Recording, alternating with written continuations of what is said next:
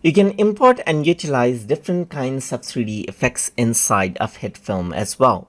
So to do that, you need to go around and go under effects right here.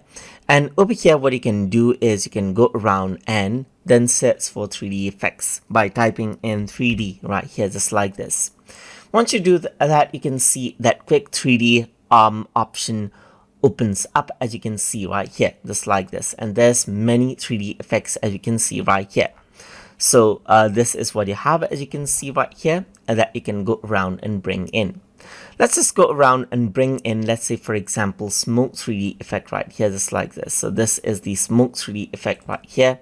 So let's just go around and bring that in right here. So there's our bonfire effects, as you can see right here. There's like smoke 3D effect right here. And this is what you have, as you can see. You can go around and bring in the smoke right here and the fire effect right here wherever you want, just like this. So you can go around and then drag these in, as you can see right here. You can pull this out right here.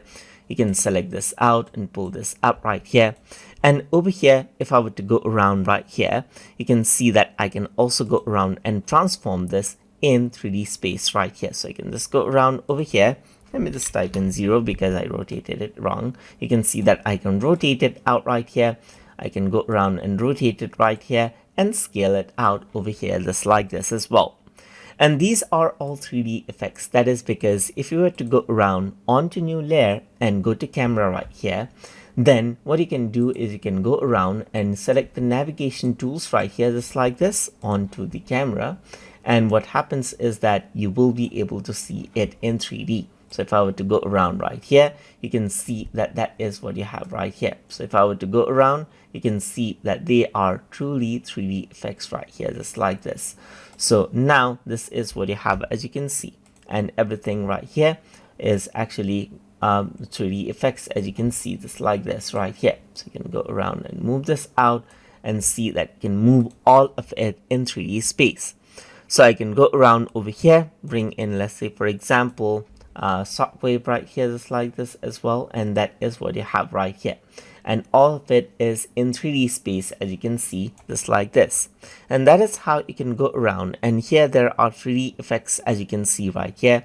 And they're more of a pro version right here, but you can still go around and use it. You just get watermark right here. So I'm just going to go around and then bring in this effect right here. And you can see it says upgrade to HitFilm right here. And there you go. There's the 3D effect right here, just like this. And you can go around over here onto transform. You can go around and scale it right here. You can go around and rotate it right here, just like this, as you want. And all of it are in 3D space. And as you move around the camera right here, you'll be able to see it all in 3D space right here. Let me just press Ctrl Z right here, just like this. And you can use the arrows and so forth, and then utilize this in 3D space. And that is how you can utilize our 3D space inside of HitFilm.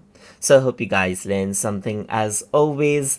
And as always, please like, comment, share, and subscribe.